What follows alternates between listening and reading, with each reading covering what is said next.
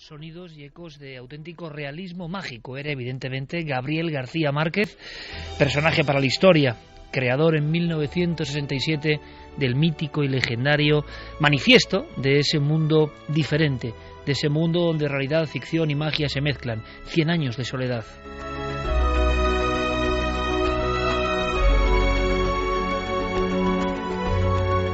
Pero, como siempre, pienso que Milenio 3 tiene que ofrecer otras perspectivas. Nuestro compañero Diego Marañón rescataba de los viejos archivos este par de pinceladas donde Gabriel García Márquez hablaba de su creencia absoluta en los augures, en la magia, en la mala suerte, en los gafes. Lo vamos a descubrir, aunque sea en pinceladas breves, porque todo el mundo se ha contado lo que es necesario, lo que hay que saber en torno al hombre que recibió el premio Nobel en 1982. Pero ¿y la conexión, me pregunto yo, de García Márquez con el misterio?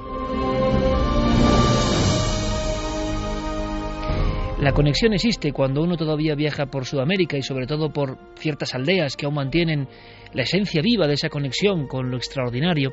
Se da cuenta de que tanto García Márquez como Cortázar, como un poco después Vargas Llosa, todos ellos traían un material nuevo que asombró al mundo, a un mundo racional, al mundo de la vieja Europa o del ordenado sistema de Estados Unidos. ¿Por qué sorprendía? Porque aquello era muy mágico, aquello era increíble, y cuando uno viaje de nuevo por el Perú, por Bolivia, por Argentina, por algunos sitios, se da cuenta de que esa realidad existe, de que esa realidad es creída, de que esa realidad se mantiene como en una cápsula, cada vez menos, evidentemente cada vez menos. Tenemos muchos amigos en el Cono Sur y saben de lo que estoy hablando ahora mismo, y algunas personas nos pueden gustar más o menos, han sido más leídas o menos, pero traían en la mochila, en cierto momento de la historia, ese salto que originó muchas cosas, ese realismo mágico, esa posibilidad fantástica. Y evidentemente García Márquez no lo hacía como una mascarada, lo hacía porque creyó toda la vida en ello. Y alguna píldora más que Milenio 3 os trae sobre García Márquez, diferente, pues para que podáis completar la ficha de esta figura, repito, universal. Le preguntaban en la revista Cíclope, la mítica revista Cíclope, en 1969. En España, en los kioscos, fue una revolución. Estábamos a punto de llegar a la luna. El asunto de los ovnis era tema candente. Y García Márquez, qué tiempos, hablaba sin tapujos sobre los ovnis. ¿Y qué diría? Bueno, pues dijo exactamente esto. Al preguntarle su opinión sobre un tema tan controvertido y tan actual, dijo: mi opinión sobre los ovnis es de sentido común. Creo que son naves procedentes de otros planetas, pero cuyo destino no es la Tierra. Repetía el equipo de Cíclope, insistía, cree en la posibilidad, Gabriel García Márquez, de la existencia de vida en otros planetas, y él respondía firmemente: es conmovedora la soberbia de quienes afirman que nuestro planeta es el único habitado. Creo más bien que somos algo así como una aldea perdida en la provincia menos interesante del universo, y que los discos luminosos que vemos pasar en la noche de los siglos nos miran a nosotros como nosotros miramos a las gallinas. ¿De dónde cree que proceden o quién los dirige? Respuesta de Gabriel García Márquez: los ovnis deben estar tripulados por seres cuyo ciclo biológico es desmesuradamente más amplio y fructífero que el nuestro. No se ocupan de nosotros porque acabaron de estudiarnos hace miles de años, cuando se hicieron las últimas exploraciones del universo. Y no solo saben de nosotros mucho más que nosotros mismos, sino que conocen inclusive nuestro destino. En realidad, la Tierra debe ser para ellos una isla de emergencia en los azares de la navegación espacial. Concluye el Premio Nobel de Literatura 1982, el autor de 100 años de soledad, la persona que todo el mundo ahora ha recordado. Esto quizá no se haya recordado tanto. Concluye diciendo: seguiremos viendo con la boca abierta esos discos luminosos que ya eran familiares en las noches de la Biblia, y seguiremos negando su existencia, aunque sus tripulantes se sienten a almorzar con nosotros, como ocurrió tantas veces en el pasado, porque somos los habitantes del planeta más provinciano, reaccionario y atrasado de todo el universo.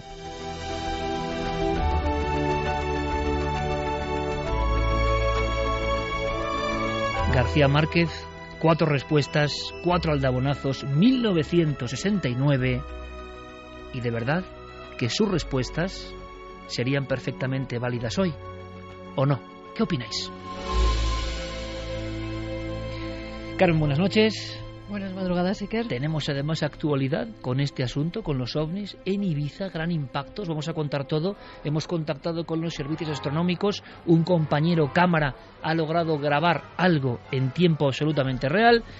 Pero antes de eso, bueno, lo primero, abrimos vías de contacto y tenemos alguna pincelada más sobre García Márquez que yo creo que es muy interesante, ¿no? Esta entrevista que nos remitía ese archivero que es Diego Marañón, prodigioso, que ha encontrado una página de Cíclope, que yo creo que es una joya y que nos revela aquí el sentimiento que tenía García Márquez y que encaja muy bien con su forma de ver las cosas, la vida y la novela.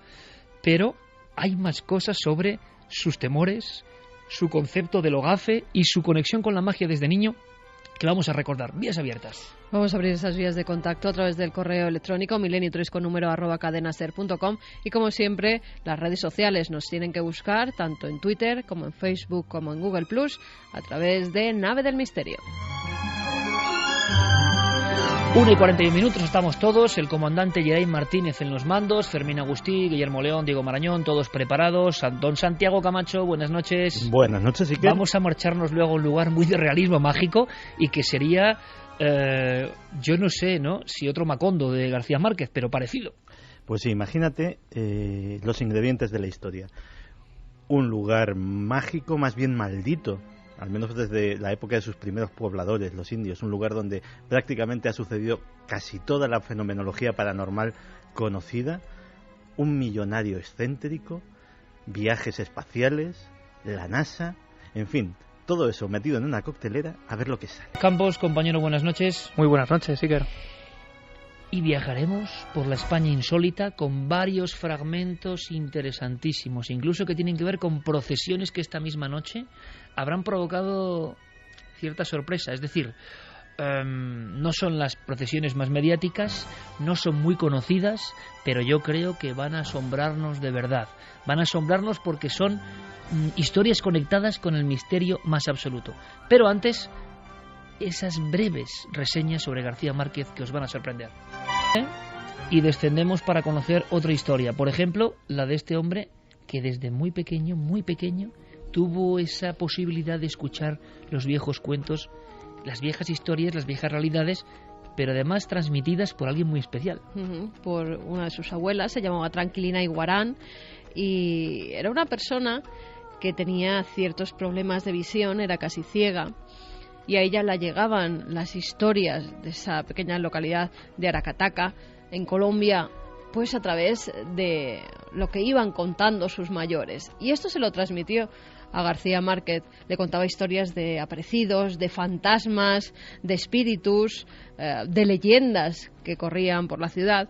Y esto se quedó también mucho en los padres de García Márquez, que fíjate, si vemos cómo va a recoger el Nobel, él va con un traje de lino blanco que se llamaba liquiliqui. No fue nunca vestido de negro porque ya desde la infancia sabía que si se vestía de negro, la muerte podía acechar a uno de sus familiares.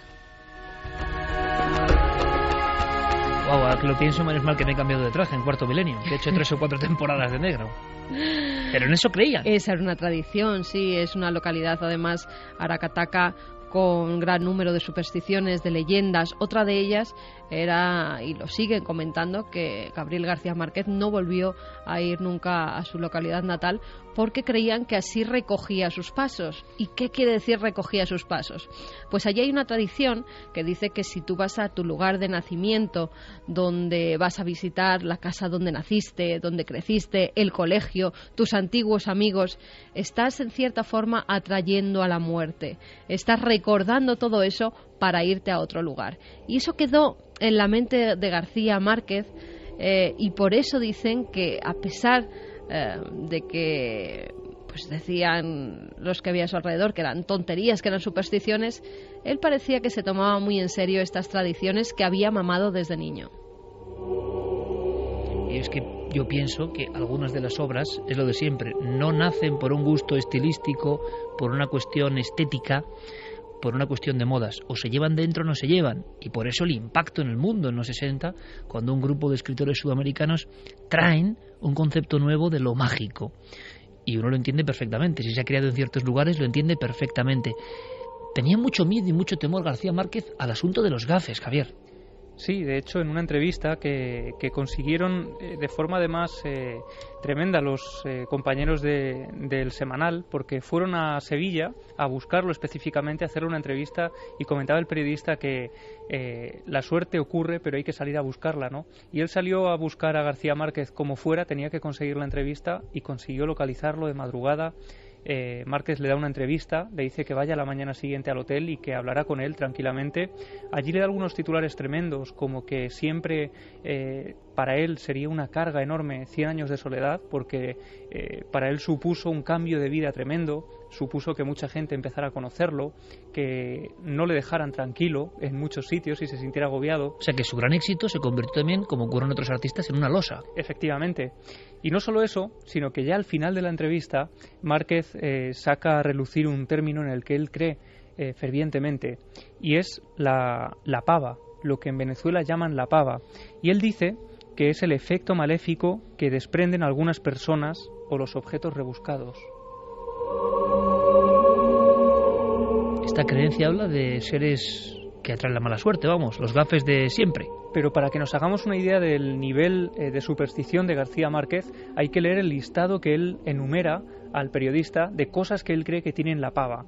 Y él dice: para mí tienen la pava los caracoles detrás de la puerta, los acuarios dentro de las casas, los pavos reales, el frac, por eso rechacé ponérmelo en la recepción del Nobel, los mantones de Manila, y esas estudiantinas españolas que entran en los bares cantando. Le pregunta al periodista: ¿cómo se llaman? Y el periodista le responde: los tunos. Entonces García Márquez le dice: en efecto, los tunos, pocas cosas hay tan pavorosas como esa. Desde luego que es sorprendente que García Márquez, claro, uno se puede preguntar, Santiago, ¿está hablando en clave de novela? Estas personas ya no diferencian realidad y ficción, bendita locura, ¿no? Vagan en un estado que no es ni la cordura ni la locura, sino el intermedio de ambos, y cuentan cosas de verdad. Yo creo que sí, porque él llevó a rajatabla la historia de ciertas coordenadas absolutamente gráficas en el aspecto de no mirar horóscopos, hacer mucho caso de los augurios y de las señales. Son personas que hacían mucho caso de esas señales que hoy se han olvidado prácticamente. Claro, yo es que siempre he creído respecto a García Márquez que esa etiqueta de realismo mágico es un poco superflua. Lo de Márquez es realismo a secas. Lo que pasa es que García Márquez incorpora la parte mágica que está en la realidad cotidiana de todos nosotros, lo queramos admitir o no, y tiene los redaños de incorporarla a su realismo y hacerla más real que la de los presuntos autores realistas, que siempre se ciñen a la parte más que realista, materialista de la realidad. Con lo cual, evidentemente, yo creo que en esa entrevista está siendo sincero, está siendo más que sincero, está siendo consecuente. Bueno, pues hemos conocido un poco más de Gabriel García Márquez y tenemos esa píldora para que vosotros nunca olvidéis que, a pesar de que se repitan las mismas consignas importantísimas, claro, biográficas, literarias, sociológicas, de números, porque ahora todo se mide con los números, hay un García Márquez oculto. Como todos los genios de la historia tienen ese lado, sobre todo los artistas, ¿no?, de conexión con lo innombrable, con lo extraordinario, con la realidad oculta, la realidad velada, y García Márquez la verdad es que lo dejó bien claro en entrevistas y en declaraciones como las que hemos rescatado. Los ovnis le interesaban y estaba convencido, repetimos, convencido no de un fenómeno, como podemos pensar hoy nosotros, sino de la existencia de naves interplanetarias. Bueno, pues yo no sé si nave interplanetaria o no, pero algo ha cruzado el cielo de Ibiza. Es un caso recientísimo, hay grabaciones, hay observación desde seguimiento astronómico, se habla incluso de la posibilidad de un misil, cosa que da más miedo que un ovni. Vamos a contarlo todo. Yeray, compañero, lo que hacemos de inmediato es pedir vuestra colaboración a través de Nave del Misterio, redes sociales, milenio3con número @cadenaser.com, o también navedelmisterio.com o ikerfamilias.com, nuestras web de siempre, para cualquier tipo de información, porque será bueno tener más datos. ¿Escuchamos este cámara? Nos paramos en un cruce, monté trípode, monté cámara y me puse a grabar toda la secuencia de caída del aparato cayendo del cielo.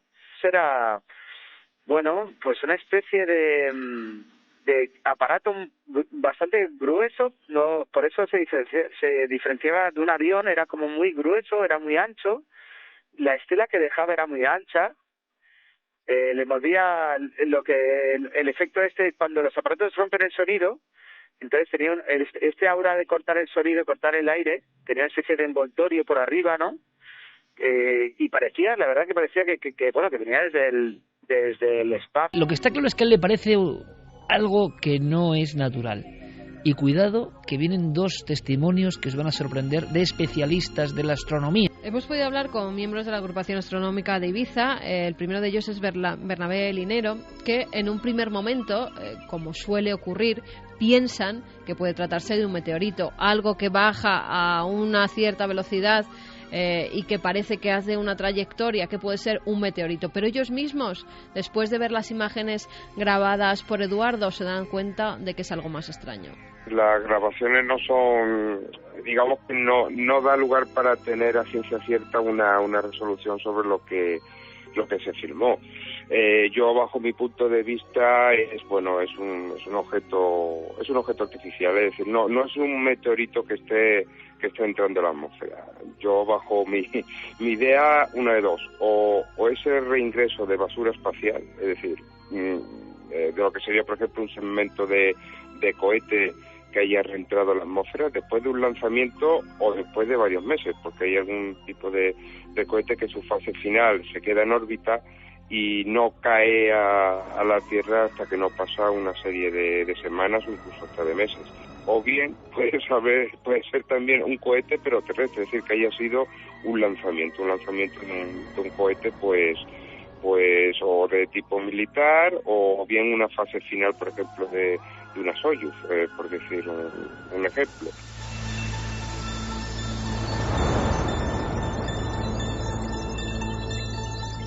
Pues ahora nos vemos con la eterna polémica, que lo saben nuestros compañeros, sobre todo en los 70 y sobre todo en Canarias. Hubo esa dicotomía permanente, casos muy espectaculares vistos desde todo el archipiélago y la gran duda, como el del 5 de marzo del 79, u otros de si eso era un artefacto desconocido o era un misil. Claro, un misil descontrolado sobre la isla de Ibiza, o que se ve desde Ibiza, suena sorprendente, y muchas veces incluso las propias autoridades dan la impresión de que les interesa que se hable más de ovnis que de misiles. Pero 59 minutos es la última hora del tema ovni que tanto interesaba a Gabriel García Márquez en España. Compañeros, yo creo que como siempre tendremos la misma cara de incredulidad en el sentido de que no vamos a saber qué ha pasado, y como ocurriese en 2004 con el misil ovni, entre comillas, que atravesó parte de España y de Portugal, al final nadie va a decir nada, y creo que al final, repito, se queda todo en agua de borraja. Lo del zigzag da que pensar, ¿no? Hombre, en este preciso año, desde febrero, hay una circunstancia añadida, que es que nuestro país ha sido incluida en el paraguas del escudo antimisiles de la OTAN, y estas cosas se prueban. Aunque no se diga públicamente, aunque no salgan los periódicos, aunque no se hagan notificaciones, evidentemente cuando se implementa un sistema tan complejo como es el sistema Aegis, que básicamente es una coordinación entre buques de tierra, misiles, antimisiles y satélites que vigilan el espacio, todo ello coordinado, pues esto se tiene que calibrar, esto se tiene que probar, y a mí personalmente no me extrañaría que fuera un disparo de prueba del escudo antimisiles. Y llegado este momento, las 2 en punto, vamos a romper radicalmente la noche con una sorpresa, ¿os parece? Porque estamos metidos en esta órbita cósmica, nuestra obligación es la información, y ha habido 2 noticias de impacto, una la muerte de Gabriel García Márquez, evidentemente, y otra este suceso, uno más, uno de los muchos, pero que nosotros creemos, nos debemos a vuestra buena información, que tenemos que dar con todos los datos, hablando con los protagonistas, pero, y sin previo aviso prácticamente, vamos a marcharnos a unas palabras, a una terminología que a mí me gusta mucho, la dramatización. Y sí, porque aquí todo es historia. Hay muy poco de ficción en esta recreación o en esta dramatización, y por eso quizá puede impresionar más. Verano de 1992, en una aldea de La Coruña, ocurrió esto.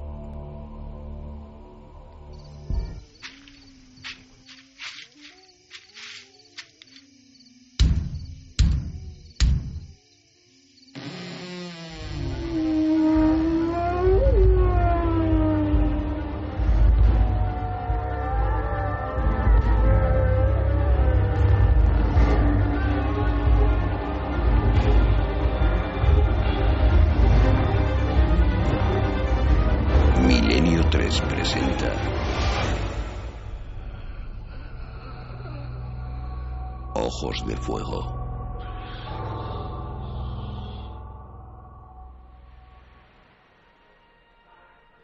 Verano de 1992. A las afueras de Ferrol. Venga, Daniel, no seas terco. En 5 minutos te quiero ver en la ducha. Tienes arena hasta en las orejas. Y deja en paz a tu hermana. Ay, Carlos, haz el favor de poner orden.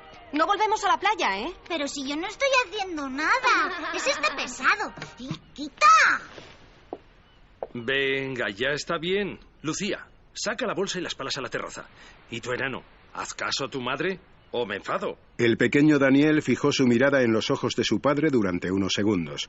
Inmediatamente esbozó una sonrisa pícara y echó a correr por el pasillo. Lucía, vete detrás de tu hermano y asegúrate de que se mete en la ducha, ¿vale?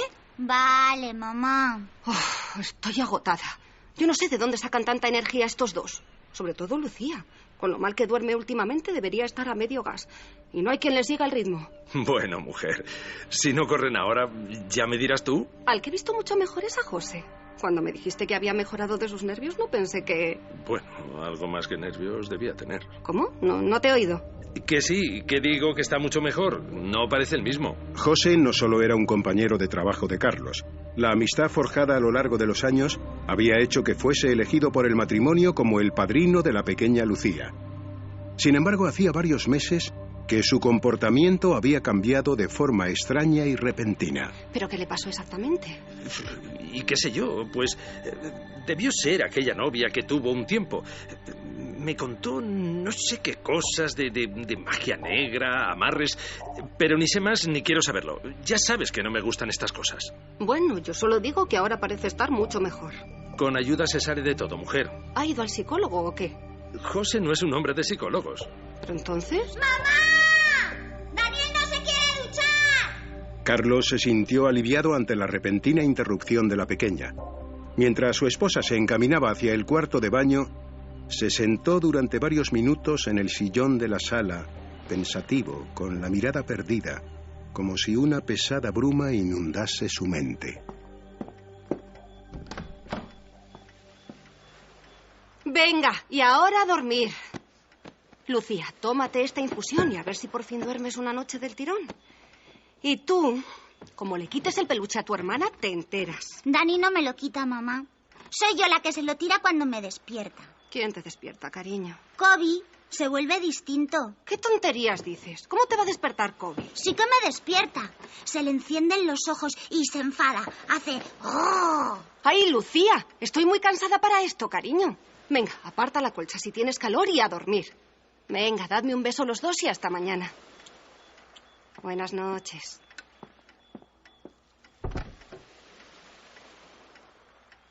Como cada noche, la pequeña colocó a Kobe, su pequeño husky de peluche, junto a ella y cerró los ojos. El sueño apenas tardó unos minutos en llegar.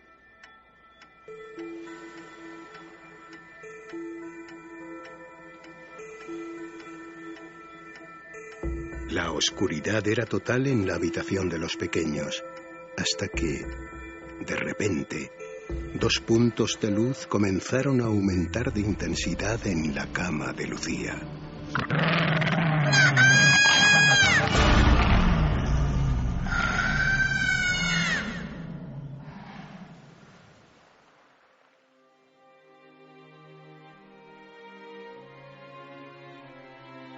Con el paso de los días, aquellas terribles escenas se fueron haciendo más y más habituales. A pesar de consultar los extraños episodios con varios médicos, la situación se había tornado en insostenible, y la preocupación por aquellos aparentes terrores nocturnos se había instalado de forma permanente en el rostro de Carlos. ¿Qué te pasa, hombre? ¿Sigue la cría con nervios? Sí. Oye, José, te tengo que preguntar. Aquello que me contaste, la mujer aquella que te ayudó cuando lo del mal de ojo... Mercedes. Se llama Mercedes. Vive en una aldea a 40 minutos de aquí. Pero dime una cosa. ¿De verdad te curó? No sé lo que hizo o lo que dejó de hacer Carlos. Pero mírame. Y acuérdate de cómo estaba antes. Yo no quiero ni recordarlo.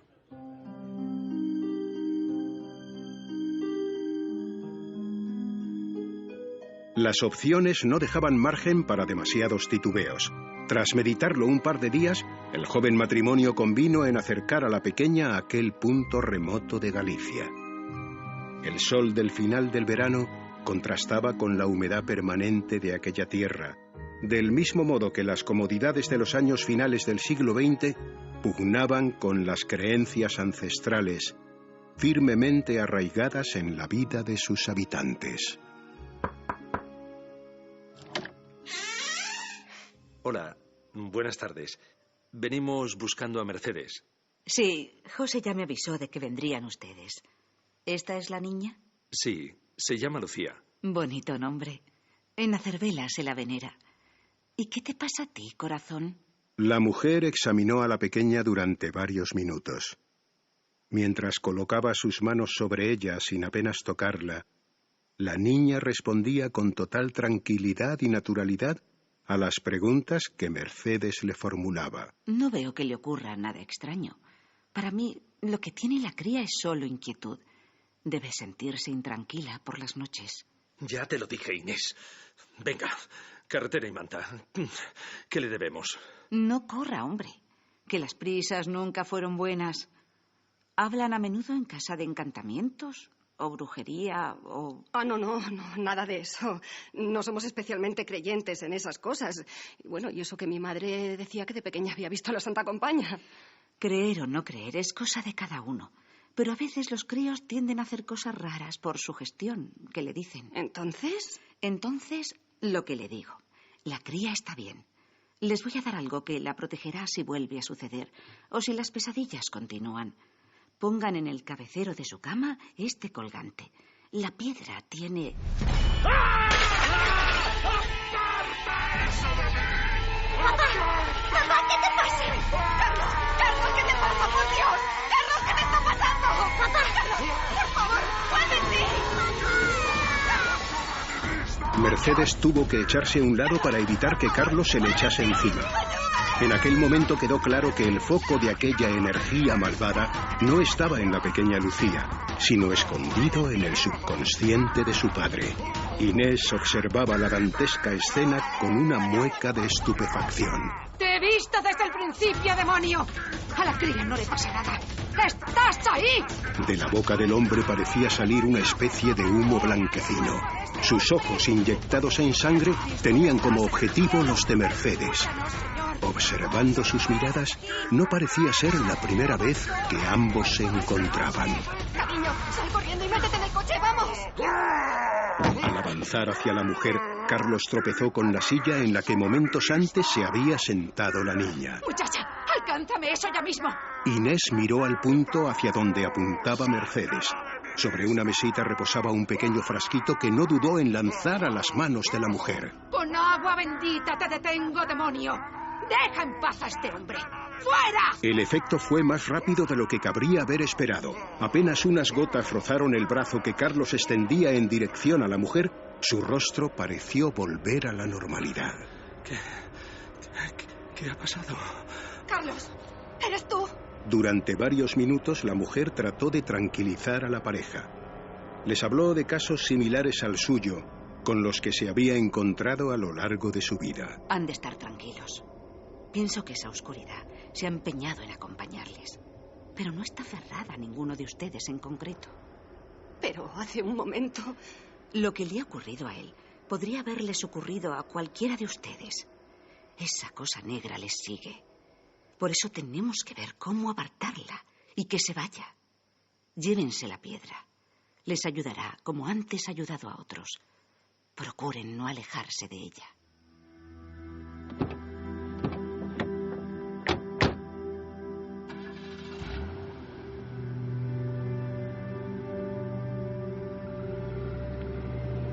La noche les sorprendió casi sin darse cuenta.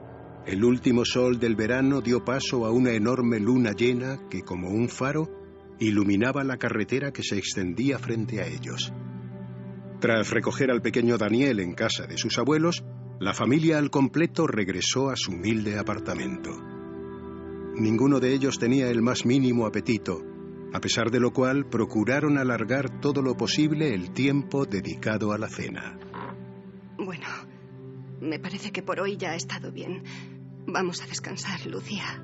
¿Estarás bien? Sí, pero ¿sacamos a Kobe a la terraza? Me parece muy bien, cariño. Eran poco más de las 3 de la mañana cuando una actividad fuera de lo común empezó a manifestarse en la habitación. La casualidad, o quién sabe si algo más, quiso que en aquel preciso instante Carlos se levantara a por un vaso de agua. Un extraño olor le hizo detenerse en mitad del pasillo. El horror se apoderó de él al comprobar que un rastro de humo salía de la habitación de sus hijos. ¡Fuego! ¡Fuego! ¡Hay fuego! ¡Fuego! ¡Hay fuego! Inmediatamente abrió la puerta.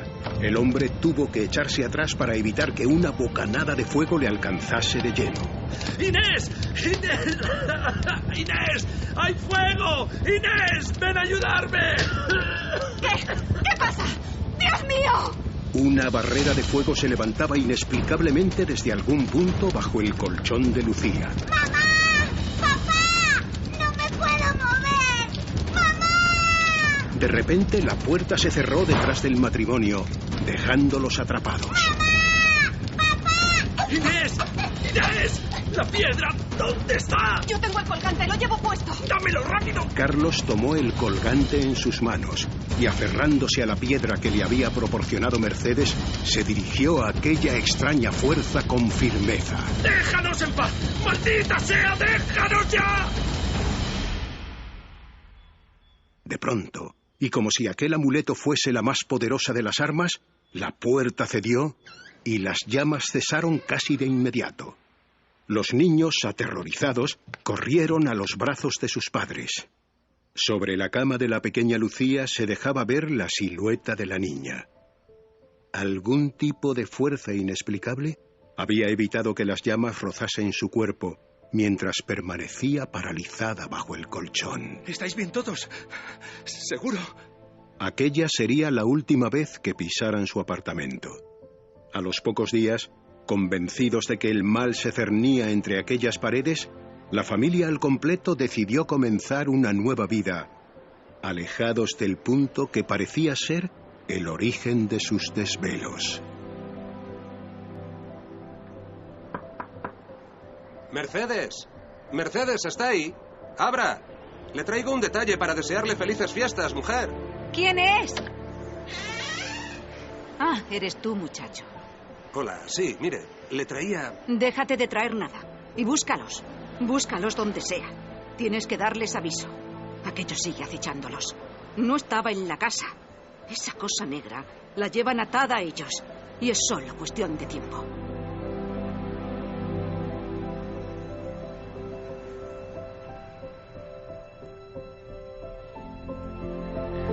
Así ha acabado esta historia, una historia de magia negra, una historia que al parecer, por lo que hemos podido investigar, tenía que ver con personas relacionadas con la familia, supuestos trabajos, amarres y un increciendo de fenómenos que al final acabaron pues centrados en los más inocentes o en las personas más puras, se podría decir, de esa familia. Asegura el protagonista de esta historia, siempre según su testimonio, que observa una efigie, una figura, algo muy delgado, casi flamígero, algo que no está conformado del todo y que él interpreta como una sombra de un muerto, una sombra de un demonio, una sombra de algo que está casi riéndose de su propia familia.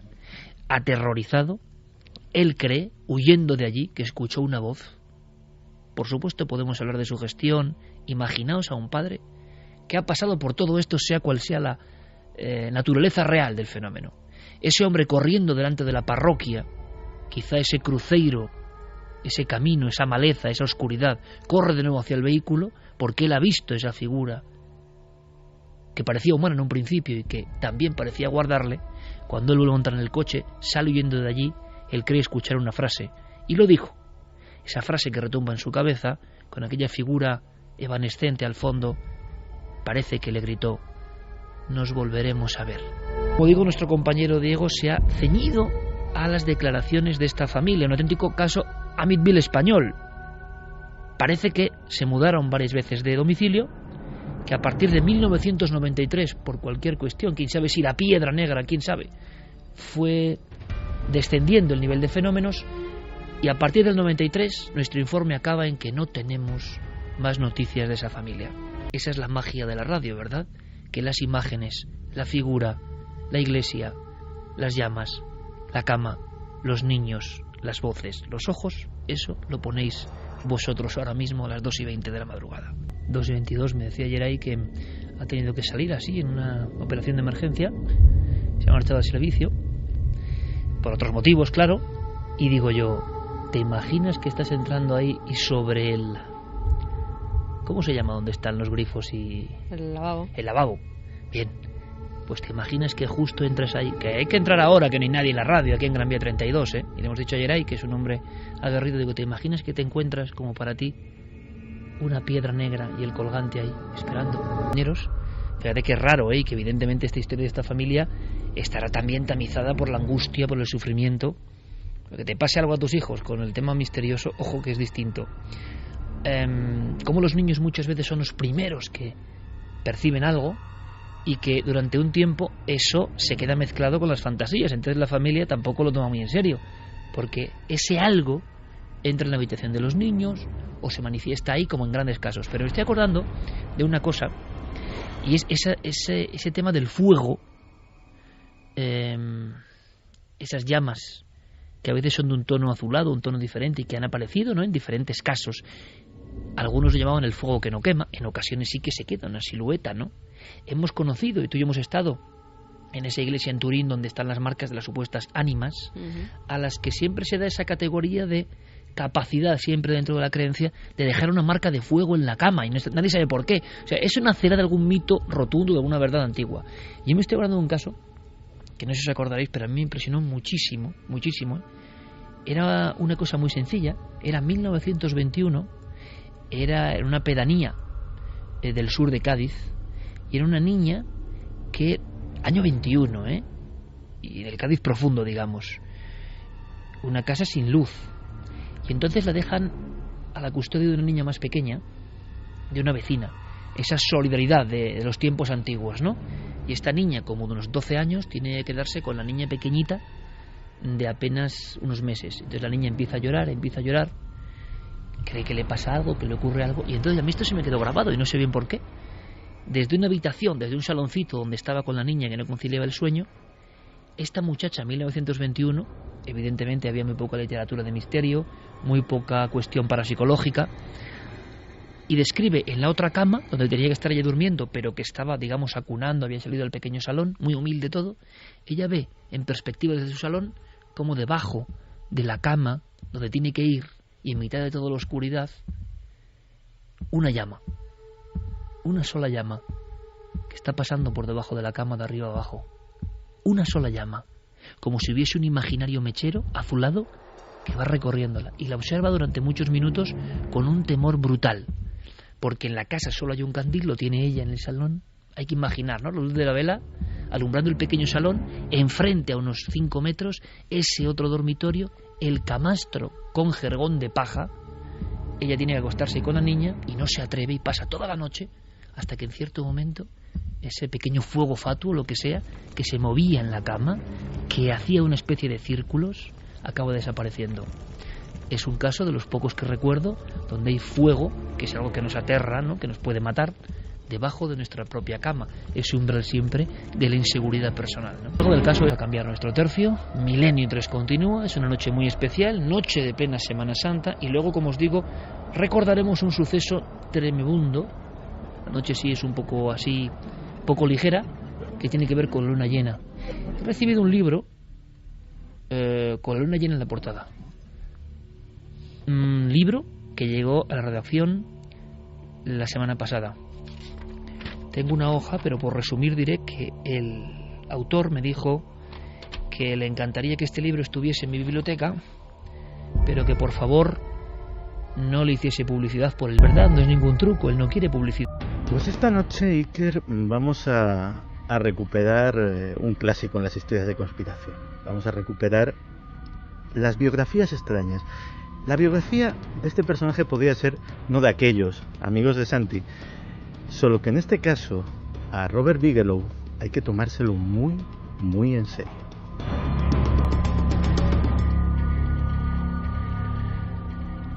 En 1945, en Las Vegas, nació un chaval que se llamaba Robert Bigelow. Él creció viendo cómo aquella ciudad que no era nada se convertía poco a poco en lo que hoy en día conocemos como la meca del juego, del turismo, de la diversión. Era un chaval muy listo y vio cómo, por ejemplo, mientras se iban construyendo cantidad de casinos lujosos, de hoteles gigantescos, etcétera, etcétera, había muchos trabajadores eventuales, buscavidas, viajeros sin demasiados recursos que también necesitaban dónde alojarse.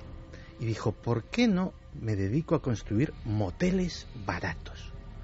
Pues bien, con esa idea sencilla, con unos pocos dólares, un crédito y muchísima capacidad de emprender, Robert Bigelow construyó la mayor cadena de alojamientos baratos de los Estados Unidos. Se hizo con miles de millones de dólares. Tiene miles de propiedades inmobiliarias en todo el país. Es un hombre extremadamente rico. Un hombre que un día, un suceso inesperado, le cambió la vida.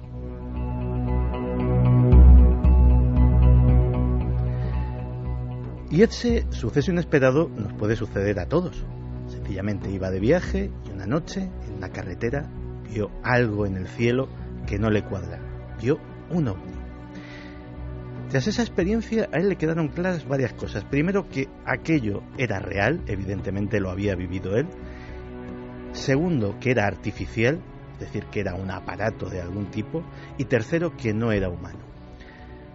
Él tenía muchísimo dinero, posiblemente muchísima capacidad de llevar a cabo el sueño de aprender más sobre esto, pero también pudo tener el mismo impulso que tuvo cuando vio a esos buscavidas y a esos trabajadores eventuales intentando alojarse en cualquier sitio en Las Vegas en construcción. Dijo, si esto que he visto de alguna forma pudiera dominarlo, pudiera controlarlo, pudiera saber sus secretos, a lo mejor podría hacerme mucho más rico de lo que soy. Y así, en 1994, Robert Bigelow funda el NITS, una de las asociaciones paranormales y ufológicas más conocidas de los años 90. Era el Instituto Nacional para las Ciencias del Descubrimiento. Básicamente no era una asociación, era una propiedad privada de Robert Bigelow que se dedicó a contratar expertos, a contratar científicos. De hecho, montó 2 cátedras en la Universidad de Las Vegas con varios millones de dólares, una de ellas de física y otra dedicada a lo paranormal, y las financió, y de ahí sacaba también, digamos, como cantera para sus expertos. Y buscó un lugar para llevar a cabo sus experimentos, un lugar donde pudiera encontrar ese conocimiento secreto. Miró en muchos sitios de los Estados Unidos, miró en el célebre Triángulo de Bridgewater, del que ya hemos hablado aquí, donde también hay muchísima fenomenología paranormal. Unos eran propiedad del gobierno, otros eran parques nacionales, pero había uno que era propiedad privada, uno que podía comprar y que cumplía todas sus expectativas: el rancho Skinwalker. El rancho Skinwalker es una propiedad bastante grande en el estado de Utah, en Estados Unidos, que ya desde la época anterior al hombre blanco, cuando los indígenas eran los únicos que vivían en aquellas praderas, ya tenía fama de lugar maldito. La leyenda viene de los indios Ute, los que dan nombre al estado de Utah, y dice que después de una tremenda guerra con los navajos, con sus enemigos tradicionales, estos hicieron una ceremonia, hicieron un gran conjuro para maldecirlos y abrir lo que nosotros llamaríamos un portal dimensional, del que salieron unas criaturas terribles, los Skinwalker, seres de piel gris, de brazos largos, sin pelo, seres que podían transformarse en bestias terribles y que diezmaron la población de los Ute.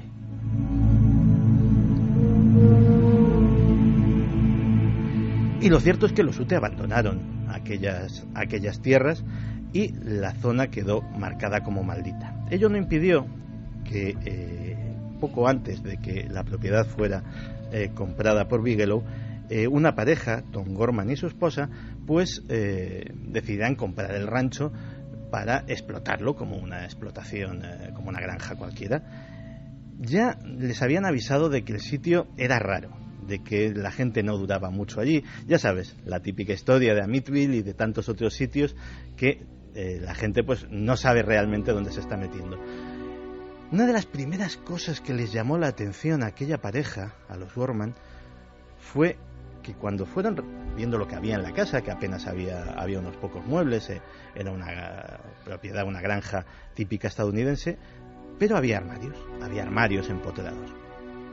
Lo extraño era que esos armarios tenían todos un cerrojo, pero el cerrojo estaba por dentro. Parecían armarios diseñados para esconderse, para que si algo hostil, evidentemente, entraba en la casa, no pudiera penetrar en esos armarios y los que llegasen pues pudieran estar al menos en ese reducido rincón.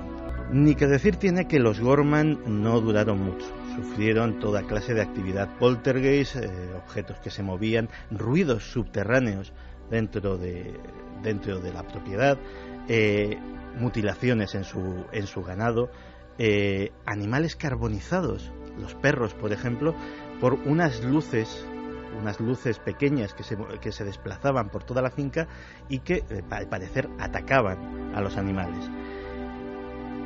La verdad es que todo esto fue un imán para que Robert Bigelow comprase el lugar y viese qué había de cierto en lo de la puerta dimensional.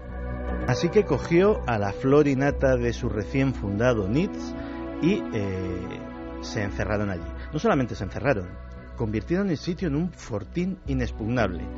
Alambres de espinos, cámaras, guardias armados, absolutamente todas las medidas de seguridad que asociamos con otro lugar mítico, con el Área 51.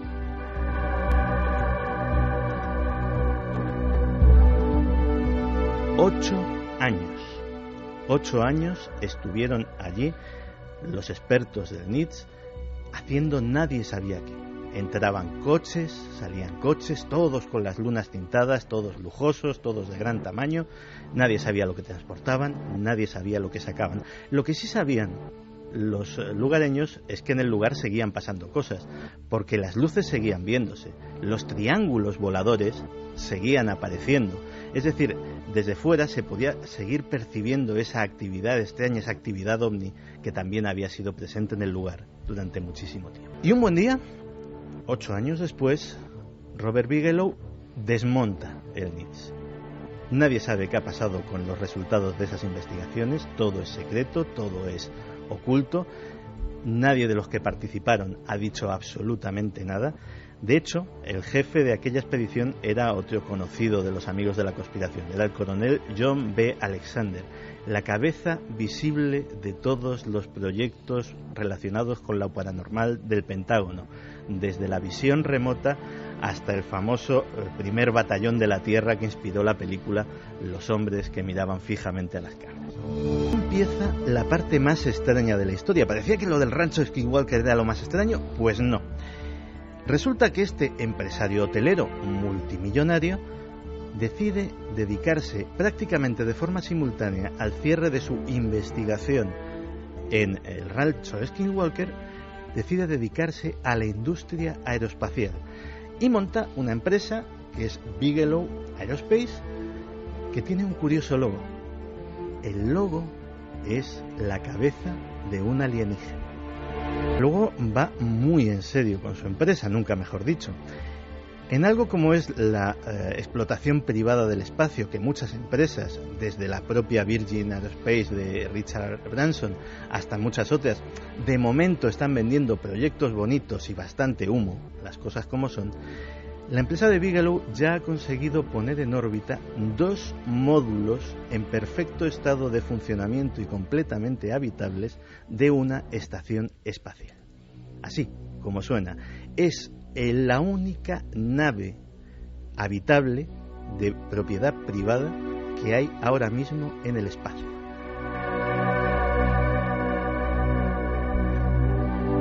Y allí está, mandando datos, completamente deshabitada, al menos eso es lo que nos dicen, y en teoría es un prototipo para demostrar que su proyecto de crear una estación espacial habitable es completamente posible. Es más, o sea, dice, no es una cosa posible en el papel, oiga, es que yo la he puesto ahí, me falta poner la gente, nada más. O sea, eso tal como está ahora mismo, pueden llegar unos astronautas y habitarlo, hasta el punto de que la propia NASA se ha quedado convencida con este proyecto y ya le ha contratado para las obras de ampliación, para las reformas de la Estación Espacial Internacional. Se le van a añadir una serie de módulos que van a estar fabricados exactamente igual que el Génesis 1 y Génesis 2, que es los que colocó él en el espacio, pues van a estar fabricados por la empresa de Bigelow.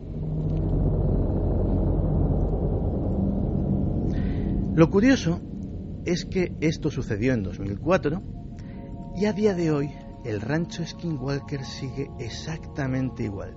Siguen los mismos guardias armados, siguen las mismas cámaras de vigilancia, siguen absolutamente las mismas alambradas y las mismas cercas de espino.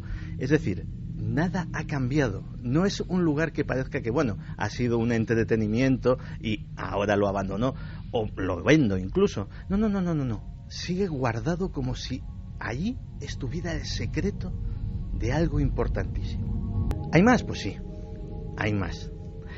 Resulta que en 2010, y esto es absolutamente inexplicable, y he tenido que confirmarlo, reconfirmarlo y recontrastarlo porque yo no me lo creía, en 2010 una directiva de la Administración Federal de Transporte Aéreo dice lo siguiente, y traduzco del texto original. Dice, las personas que busquen reportar, que busquen informar sobre ovnis y fenómenos aéreos inexplicados deben contactar con Bigelow Aerospace Advanced Space Studies, y pone un número de teléfono y una dirección de email. Es decir, esta circular, que era para controladores aéreos, pilotos, etcétera, etcétera, dice que en vez de informar al gobierno de los Estados Unidos, hay que informar a esta empresa privada, que si nos vamos a su página web, es una empresa diferente de Bigelow Aerospace. Esta es Bigelow Aerospace Studios. Su propósito es el siguiente, y es también traduzco del original. Es una compañía hermana de Bigelow Aerospace que se enfoca en la identificación, evaluación y adquisición de nuevas tecnologías en todo el mundo, especialmente relacionadas con las naves espaciales. Traducido al castellano Román Paladino. Básicamente es una empresa montada para hacer ingeniería inversa de naves espaciales que no sean terrestres. La tecnología inversa es una cosa tan vieja como el mundo. Por ejemplo, la industria emergente de Japón en los años 60 se montó en base a la tecnología inversa. Compraban aparatos, cámaras fotográficas, aparatos electrónicos, etcétera, etcétera, de países desarrollados en aquella época, los desmontaban, veían cómo funcionaba aquello y lo sacaban primero igual y luego incluso lo mejoraban. Pues básicamente se trata de hacer lo mismo, es decir, tienes un objeto que no sabes qué es, no sabes cómo funciona, no sabes para qué sirve, lo desmontas, ves cómo es cada pieza y cómo funciona e intentas reproducir uno exactamente igual y comprender con qué principios funciona. Es decir, estamos ante una empresa privada cuyo objetivo confesado, es decir, esto no me lo estoy inventando, se puede ir a internet, ver la página web y todo el mundo tan contento, es hacer ingeniería inversa de ovnis, así como suena. Pero es más, si algo le faltaba a esta historia es que Robert Bigelow recientemente, esto tiene muchas formas de decirse, pero hay una forma muy llana, se ha comprado la mayor organización ufológica que existía a nivel mundial, el MUFON, el Mutual UFO Network. La multitud de asociaciones ufológicas que surgieron en Estados Unidos desde 1947 hasta los años 60, la única superviviente, la que fue absorbiendo poco a poco a todas. Pues ha llegado este hombre literalmente con un cheque y un contrato y se la ha comprado. Es decir, se ha quedado con los archivos de toda esa época, desde los años 40 hasta nuestros días, ha hecho una purga en la directiva colocando a toda su gente, gente de su confianza, que no tenía absolutamente nada que ver con la organización, y la dirige literalmente a su antojo, así como suena. Parece ser que ha intentado mejorar los sistemas de investigación, ha creado lo que él denomina equipos de intervención rápida, que básicamente son equipos formados por científicos, técnicos y gente a la que paga dietas en los viajes de $100 al día, es decir, que están bien pagados, y que solamente intervienen en reportes en los que haya o bien avistamiento de humanoides o bien huellas físicas en el terreno o que se puedan apreciar. A esta comisión solo le interesan los casos cercanos. Sí, luces en el cielo no le interesan para nada. Dice que no quiere saber absolutamente nada de luces en el cielo. Como mucho, fotografías contrastadas, eso le sirve como prueba, pero siempre y cuando la autenticidad se pueda contrastar perfectamente y esté fuera de toda duda. Es decir, está revolucionando el tema de la ufología y posiblemente estemos ante el primer caso de la historia de lo que podríamos llamar ufología comercial, pero no ufología comercial de yo estudio tal caso y hago un libro y más o menos saco algo de dinero. No, yo le quiero sacar a esto un rendimiento industrial de verdad. Así que, ¿en qué parará toda esta historia?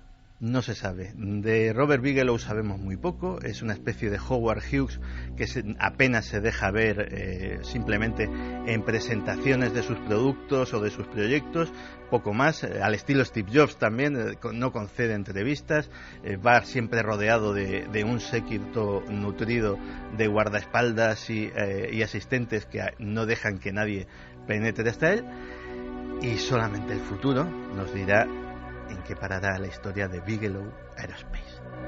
Muchísimo menos hace una película, muchas personas que han tenido este enorme impacto y que han reconducido su vida sin alejarse, pero pocas veces creo yo un magnate de este tipo, un magnate de esta cantidad, ¿no? Y de posibilidad de inversión. ¿Qué estará pasando? ¿En qué acabará todo esto? Hablamos de, quizá para los especialistas, del mayor grupo de mayor influencia a lo largo de la historia. Hablando de ese mundo de lo militar o ese mundo que se conjunta con tecnologías, os voy a contar brevemente, antes de los mensajes, algo que me ocurrió. ¿Ayer fue? Sí, ayer. Sorprende mucho hasta qué punto muchísimas personas que no imaginamos, ¿no? En un primer momento no imaginamos, pues, como esto mismo, Bigelow, el extraño personaje. ¿Qué tendrá este hombre con los ovnis, ¿no? ¿Qué le habrá pasado? ¿Qué habrá ocurrido en su ánimo interior? Íbamos por el retiro y me aparece un hombre alto como una montaña y me dice: Iker, quiero felicitar a todo el equipo por la labor que hacéis. Bueno, y por supuesto con toda la amabilidad yo le doy la mano y le digo: hombre, pues muchas gracias, eres muy amable.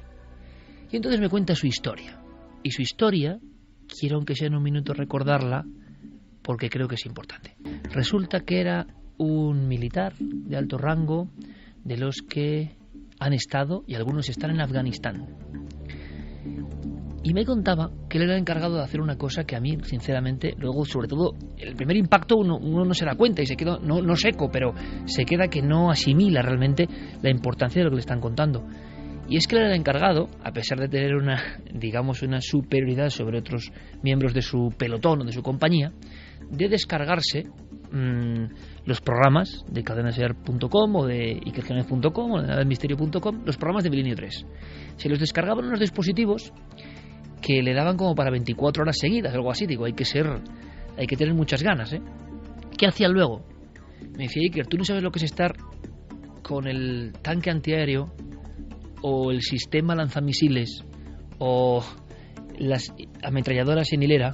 Bueno, pues por las labores, ¿no?, que han hecho durante años, con los cascos, escuchando el programa. Y me daba las gracias, no a mí, sino a todo el equipo, amplísimo equipo que hace este programa, por las horas y horas, no solo de misterios, de asombro, de historia, incluso historias que tenían que ver con las tierras donde estaban en ocasiones, sino por luego los debates, las discusiones, los comentarios, las conversaciones donde igual había un desánimo, estaba todo yermo y la escucha de Milenio les daba para esa tertulia que ahora recordaba con tanto orgullo, ¿no? Y entonces a mí que una persona con esta responsabilidad, aunque a nadie nos gusta la guerra, evidentemente, pero el mundo es como es, estas personas que están ahí en primera línea estaban escuchándonos y llevaban así meses / años.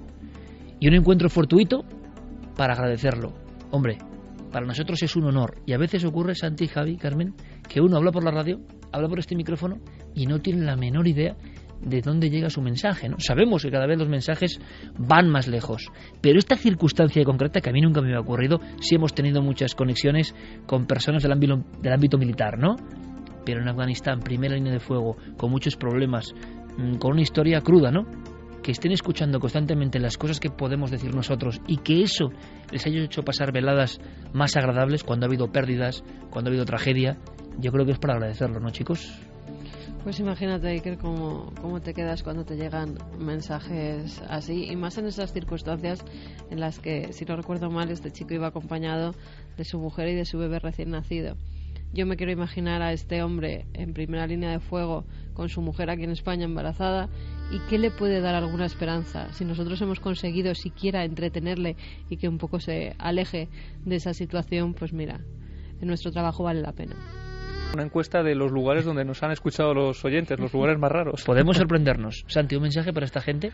Pues un mensaje de apoyo, de cariño y de que, a pesar de que se diga muy poco en los medios de comunicación, que te den cuenta que ha habido, y esperemos que ya dentro de poco ya no haya, gente nuestra que está metida en una guerra, que los insurgentes no les tiran precisamente caramelos, y que es muy duro estar en una línea de fuego, es muy duro disparar, es muy duro que te disparen, y son de los nuestros, así que un abrazo a todos. Jesús dice: es sabido que Bigelow Aerospace está algo por delante de sus competidores junto con SpaceX. SpaceX es la empresa que tiene previsto Bigelow que lleve los turistas a su hotel espacial, al que piensa construir en 2016. Luego estoy pensando una cosa, Santi. ¿No? Pues la estancia son $26 millones, para ser exactos. Entonces se ha cambiado, Santi, ¿no? puede. De los moteles. Santi puede. Sí, has pasado de lo más barato a lo más caro. Pero fijaos, la batalla civil espacial, ¿no? Las creaciones para conquistar ese espacio sin nombre. De tecnología extraterrestre, la próxima revolución industrial. Este hombre ha vuelto a ver el negocio y busca un futuro monopolio. Y veremos una Semana Santa muy diferente, muy distinta, ¿verdad, Javier? Sí. Me das una imagen, un toquecito nada más, una imagen. Pues la más reciente, algo que acaba de guardarse hace escasos minutos. Estamos acostumbrados a ver imágenes de vírgenes, imágenes religiosas de todo tipo, pero estoy convencido, Iker, de que la gente se va a quedar muy sorprendida cuando hablemos de que aún hoy en España se venera la imagen de un diablo. Bueno, es curioso, es la España ancestral, la España misteriosa, la España arcaica, dirán algunos, que vamos a visitar. Y hablaremos de precisamente esas tétradas, las 4 lunas de sangre. Se ha comentado mucho, pero no vamos a comentar lo que han comentado los demás. Vamos a ir hacia otro nivel de cosas que yo creo que os pueden interesar muchísimo. Ahora ya están aquí nuestros compañeros con toda la información, con todas las noticias en la cadena SER, y nosotros regresamos de inmediato con un sinfín de contenidos para que continúe la noche mágica en Milenio 3.